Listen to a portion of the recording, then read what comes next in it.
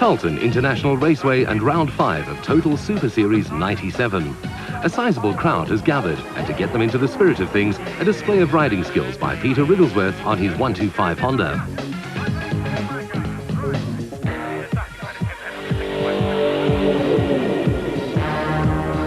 Not to be outdone, karting star and super truck debutant Claudio Piazzamuso in the creepy crawly Ford Courier. That's the way to do it. The main event in the junior motorcycle category, where the only unbeaten record in South African motorsport this year has to be defended. The whole shot belongs to Mario Forster on his Honda, but behind him, Gareth Swanepoel, who has a massive lead in the championship and hasn't been beaten this year, is lurking menacingly. It's Honda versus Kawasaki, with Forster and Swanepoel quickly starting to pull away from the rest of the field. It was a two-horse race as Swanepoel pulls up next to Forster and takes him on the inside.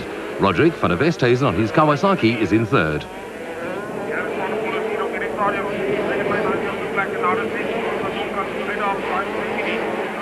The battle for second position was between van der Westhuizen and reigning champion Jaco Wolmerans on his Honda. Further down the field, the riders were jockeying for position.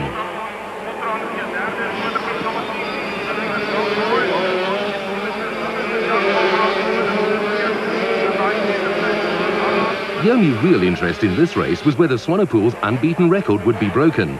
But as the race progressed, it became clear that only a mistake would stop him from winning his 15th race in a row in Total Super Series 97. Forster doesn't give up easily and was determined to push Swanepoel into a mistake. The Honda rider was second in both the previous races of the day, but just couldn't make the one step higher to catch and pass the Kawasaki. Man down, and it's Kyle Bowen who got it wrong on his Kawasaki. But the marshals were quickly at hand, and fortunately there's no serious injury.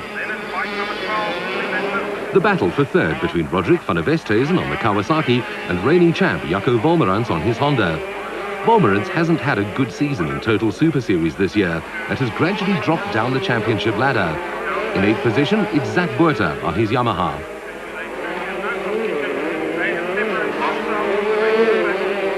The chasing pack were gradually closing in on Wolmerans. Vaughan Dubisson on his Honda, Clayton Duckworth on his Kawasaki, and Craig Fensky on another Honda. Wolmerans seemed to have the edge through the corners, but van der Westhuizen was determined to stave him off.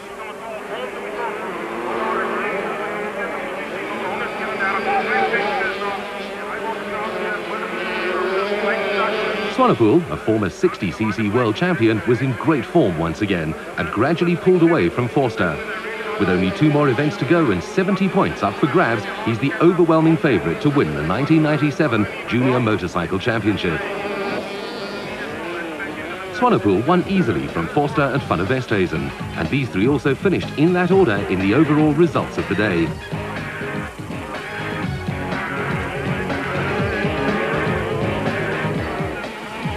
Gareth, another 3 wins in a row for you today. Nothing seems to go wrong for you. No, I've had very good luck. My bike's broken down once, but it was only in practice, and I had very good luck the whole year. Still with bikes, but from 2 wheels to 4 as the main event in the Super Quad category gets underway. All of the riders are on 200cc Yamaha blaster machines, and the main protagonists are championship leader Evan Hutchinson and Jacques Struwig, who cleaned up in the previous event at AA Kyalami. Hutchison in the lead, ahead of Clint Buckham, but somebody's down. It's Clayton Duplessis. He's okay, but he'll have to get out of the way very quickly. Buckham on number 77, but Hutchison swoops into the corner in front of him. This looks much easier than it is. Hutchison finished second behind Struwig in Heat 1 and won in the second race ahead of Struwig, so he needed a second win for the day to get the overall victory. Derek Robertson was in third, number 30 is Derek Turner in 6th. Robertson was third in Heat 1 and 4th in Heat 2 and was going as hard as he could to catch the leaders, and a good scrap was developing between Hutchison and Buckham. Buckham was 5th in both Heat 1 and 2 and was determined to hold on to the leader and force him into a mistake.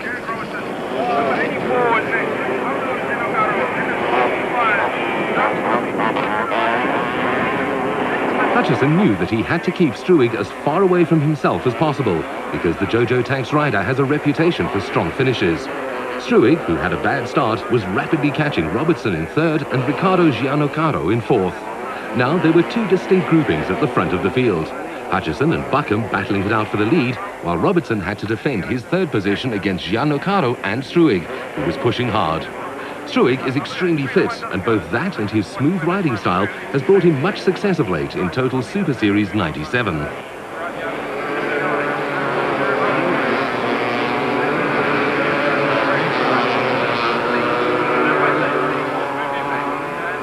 It was great racing, holding the crowd spellbound, and on lap 4 things started to look different. Hutchison was still leading by an increased margin from Giannocaro. Buckham now down in third ahead of Struwig, and Robertson demoted to fifth.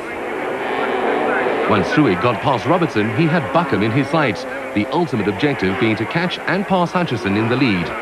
Struwig had no problem getting by Buckham, and now it was the turn of Giannocaro in second position. He started to close the gap rapidly.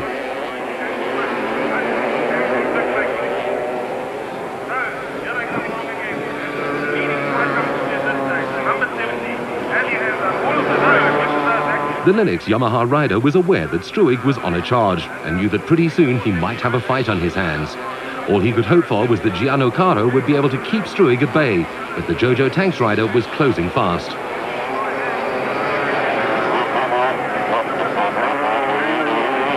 Great support from the crowd as they willed Struwig on. The pressure on Giannocaro was tremendous, and as they went down the back straight, the expected mistake happened, and Struwig pounced like a tiger. Struwig now had a clear track ahead of him, and he set about catching Hutchison in the lead.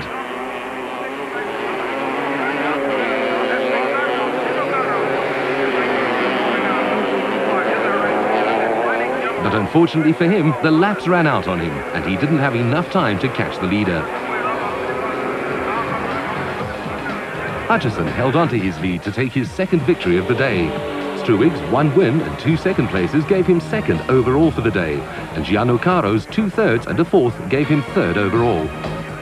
Evan, that was a totally dominating performance. Things coming right for you now. Yeah, feeling better. The bike's flying. I think if it wasn't for Linux, we would be struggling here today. But the bike is doing the work now. I'm riding it as fast as it can go. Yeah, and luckily we pulled it off. Tough day.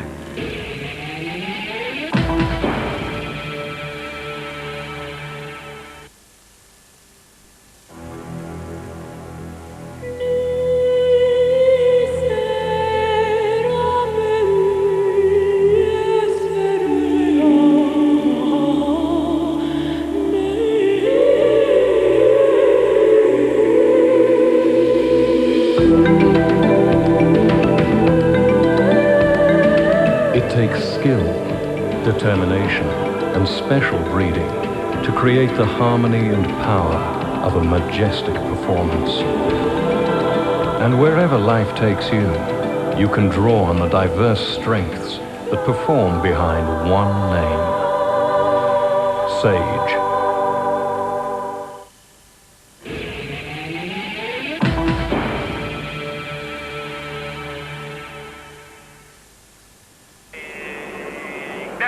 The main event for the 200cc motorbikes and a smallish field, with many of the country's top riders in KwaZulu-Natal for a national championship motocross meeting. This would allow some less well-known riders to score points in Total Super Series 97, making the championship towards the end of the year that much more interesting. Number 44, Peter Wrigglesworth, who did that exhibition jump earlier, fighting it out for the lead with Nicholas Koller, both on Hondas. In the now familiar pattern, the two leaders were pulling away as they disputed first position. Johan de Bruyn on his Kawasaki and Sean Nell on a Honda were leading a whole gaggle of riders fighting for third. Wrigglesworth pulling a bit of a gap over Koller, but there's virtually nothing between the string of riders behind him, de Bruyn and Nell leading the way.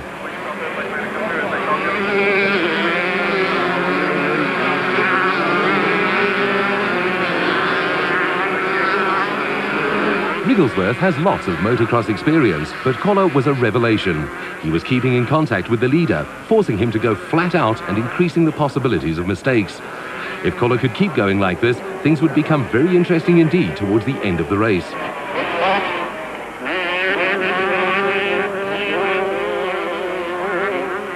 The two Honda riders were clearly the class of the field. De Bruyn was still in third, but Robert Cherovich on his Kawasaki was up to fourth. Nel on his Honda was down to sixth. The two Kawasaki riders in third and fourth were pulling a gap, as did the two Honda riders in the front. Bad news for Gareth Bowen, who fell off his Kawasaki and wouldn't score in the race. But it was this battle that had the crowd on their feet. Kohler was hounding Wigglesworth into and out of every corner, throwing caution to the wind as he challenged unrelentingly. Wigglesworth must have been wondering whether he'd ever let up.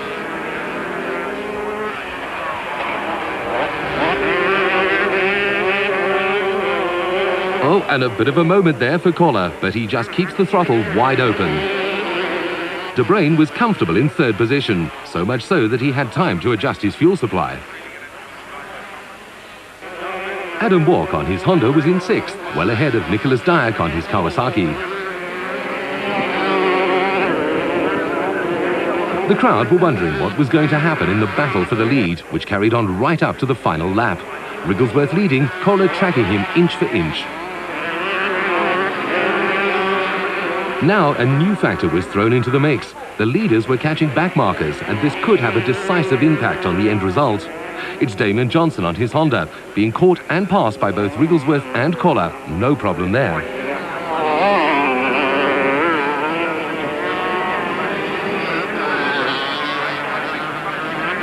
Just 2 corners to go and some more back markers are looming. Kohler is sticking to Wigglesworth like melted chocolate to a blanket. Through the last corner, and Kohler is closing in. He's much faster through the right-hander, and as he accelerates out of the corner, a new leader and surprise winner. Kohler takes it from Wigglesworth, but with 2 wins and a second, Wigglesworth gets the overall victory. Kohler's victory and 2 second places give him second overall. Nicholas, that was a bit unexpected, or did you work for that in a specific way? Oh yeah, well I stayed with him the most of the race. I was just seeing his lines. Luckily on the last corner he made a bit of a mistake. Managed to capitalise on that. Yeah, and I got the win. Great. A rather small entry saw the Super Truck and Production Vehicle categories combined with the Super Specials, with the Super Trucks and Production Vehicles starting first. A great start for Kasi Coetzee in the Castrol Toyota Hilux, with the 2 creepy-crawly Ford Couriers of brothers Paolo and Claudio Piazzamuso in hot pursuit. Richard Leake in his Castrol Hilux is leading Henry Zermatten in the production category. Paolo Piazzamuso was leading his brother Claudio, who impressed in his first outing in the creepy-crawly Ford by lying second for a long time in the first heat. Meanwhile, the Super Specials took the start, and Yucky Hubert in the Jojo Tanks Beetle was leading Bux Carolyn in his lubrication equipment Chenoweth, and reigning champion Wolf Peter Fumfai in his WPP Sturmjager. Kasi Coetzee was throwing the Castrol Toyota Hilux around with gay abandon, while Paolo and Claudio Piazzamuso were trying their utmost to close the gap. The Toyota seemed to be handling much better than the Fords. The Hilux has a 2.4-litre 4-cylinder engine, delivering about 250 horsepower through a single-speed transmission, while the Fords are running 2.8-litre engines, delivering about the same amount of power through a 2-speed transmission. Interestingly, the Toyota has only a single brake disc in the middle of the solid rear axle, much like those found on racing carts.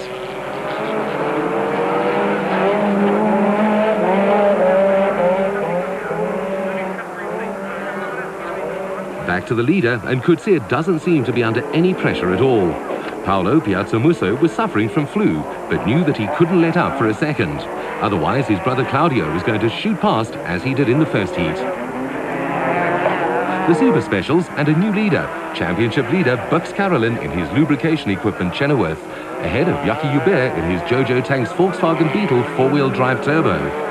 Hubert elects the outside line, a longer route but a faster right-hander than the tight inside line. This time it doesn't work for him, and Carolyn holds on to his lead.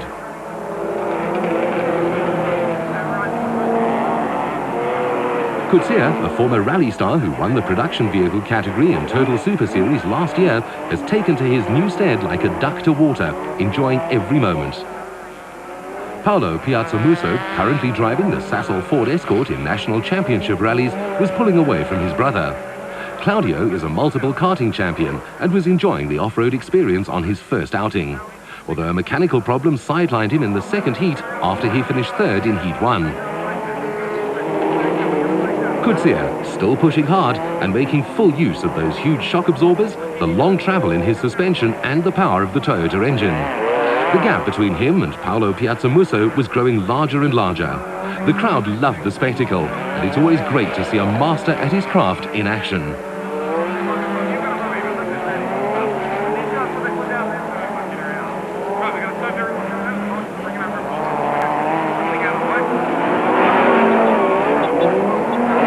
Things were a lot closer in the super special category, with Wolf-Peter Fumfey and his Sturmjager having passed both Hubert and Carolyn to take the lead. Meanwhile, the two creepy-crawly Fords of the Piazzamusso brothers had no answer for the Castrol Toyota Hilux of Kasi Coetzee. The track was fairly slippery after it was wetted to keep the dust down, and these big super trucks are really a handful when they go slip-sliding all over the place.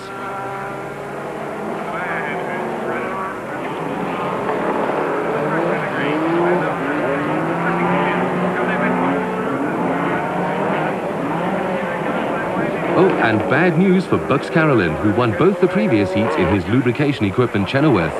He's not going anywhere this time, while Jackie Hubert has Warren Klaasen in his Radflow Dart to contend with. Reigning champion Fumfey is still in the lead, but under pressure.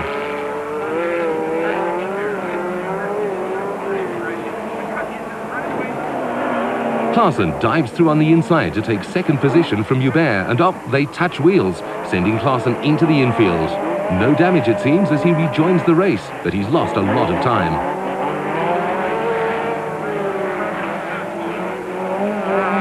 Here's the battle. Hubert in the Jojo Tanks Beetle has had a lot of mechanical failures and could do with a victory.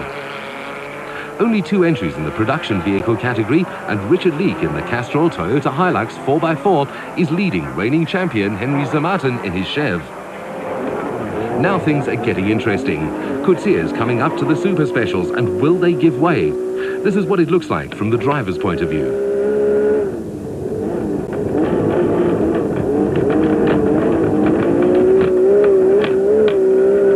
No backmarker problems yet for Coetzee as he powers his way towards the checkered flag.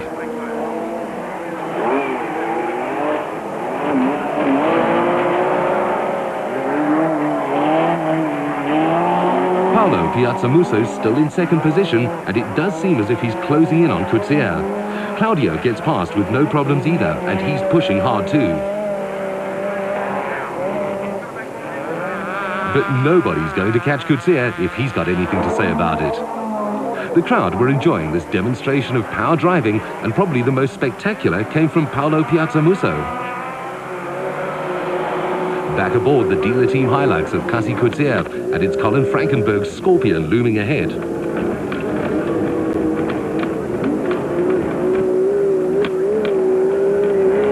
The track was clearly drying out, and the drivers now had clouds of dust to contend with at various points on the circuit.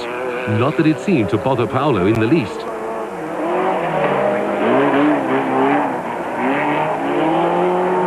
Claudio Piazzamusso was still impressing in his first outing in the creepy-crawly Ford Courier. With nobody threatening his position, Coetzee could start relaxing a little bit, although it didn't seem so from the outside. The two creepy-crawly Fords had no problems getting past Frankenberg's Scorpion either. With Carolyn out of the race, Fumfey could pull a little gap on Hubert, who for once didn't have a drive shaft brake on him or a tyre going flat. Fumfey has won before this season and is the reigning special vehicle champion in a car he built and maintains himself, his WPP Sturmjager. He and Hubert were pulling away from Klaasen in third position. Is anybody going to be able to catch the flying Coetzee before the end of the season? Well, 10 laps gone and not likely, judging on the performance of the dealer team Toyota Hilux since its debut in round 3 of the championship. Things were getting very busy again as the super trucks caught up with the super specials, who were in turn catching the only 2 production vehicles, Leek and Zermatten, fighting their own battle. Fumfey over the jump, then Coetzee bearing down on him. Behind them, Leek gets airborne with Paolo Piazzamusso going past. Claudio does the same with Zermatten, and Hubert takes the jump.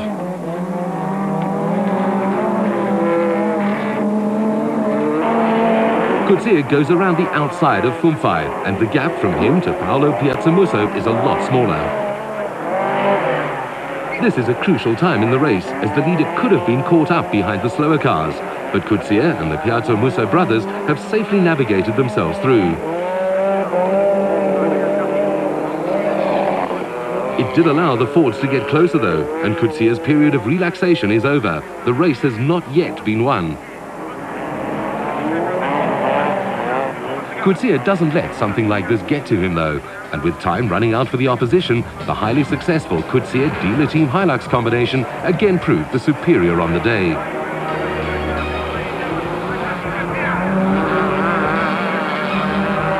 Coetzee took his 6th win in a row, although Paolo Piazzamusso remains in the lead in the championship in the super truck category. Richard Leek took the production category against his only opposition, Zermatten, and that's also the order in which they finished overall. 4th Peter Fumfai triumphed in the special vehicle category, and Klaassen got past Hubert to take 3rd. Peter, a nice victory for you there. Thanks very much. It was made easy because Max Caroline dropped out with mechanical problems, but we had a good race otherwise. But still, the man who comes over the line first, he's the winner. That's what I always say. You have to finish first to finish first. No, very good. I'm very happy.